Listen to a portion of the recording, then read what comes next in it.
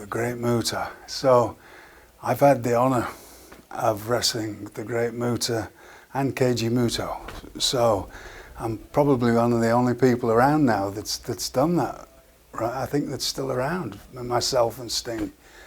And I saw the great MUTA before I ever came to America, before I ever went to Japan, in England, and I was fascinated by him when he first came to America. And then by the time I got to Japan, he became a regular foe of mine, and I had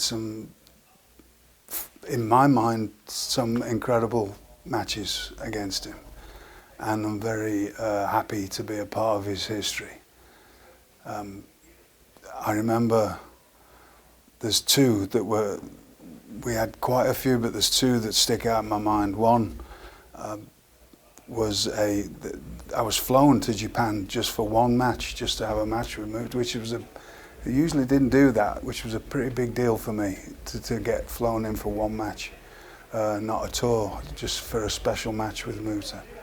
And then the second one that sticks out in my mind was, I thought I was very good at submissions, and I had him hooked and tied and had his arm in an arm lock. I had his head, and then he spit green mist in my face, and that was very cunning of him, very smart. So, but the impression of him was just there's people use these terms, but I don't know if it always sums the person they're talking about up as much as MUTA. That he was a generational talent, a once-in-a-lifetime talent, and there's so many people that have copied variations of what he did, but he was in a different category. The ability, the presence. He had a movie-style presence. The first time I ever met him, when I saw him before on film, before I'd ever been to Japan, that was one thing, that I saw this special presence. But when you meet him, it's one of those people that even if you don't know who he was, people stop and look at him. That's the difference between normal people and somebody who's in a different kind of a league of as being a star, and that's what he had. In a way, I'm sad. It seems that the world, or my wrestling world, will be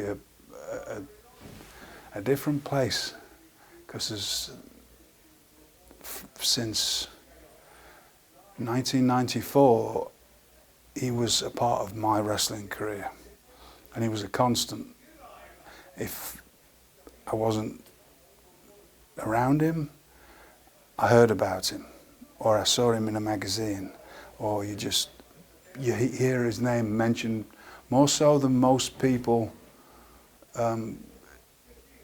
of all time, because he made such an impression. You hear his name so much, and so many people bring his name up as an influence, and so it's a little sad for me. I thought he was one of those people that would always be there, which is it's a shame. MUTA, the last time I saw you was 2002 in Japan, and you were sat on the front row of a WWE show, and you stood up and we shook hands, and it was the first time we were really friends. But what I really remember about you was being a great foe, somebody who was in a different league as far as as a wrestler to face, and somebody who I'm just glad that I can say that I was a part of your history.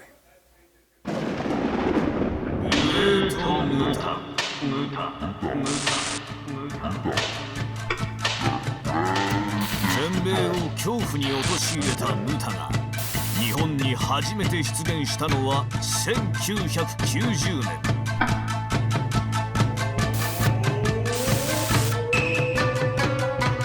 恐怖で世界を震撼させた悪魔は魔界へ帰還する時を迎えた。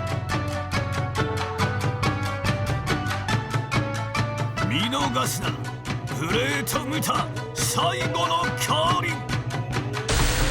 チケットはノア公式サイトをチェック。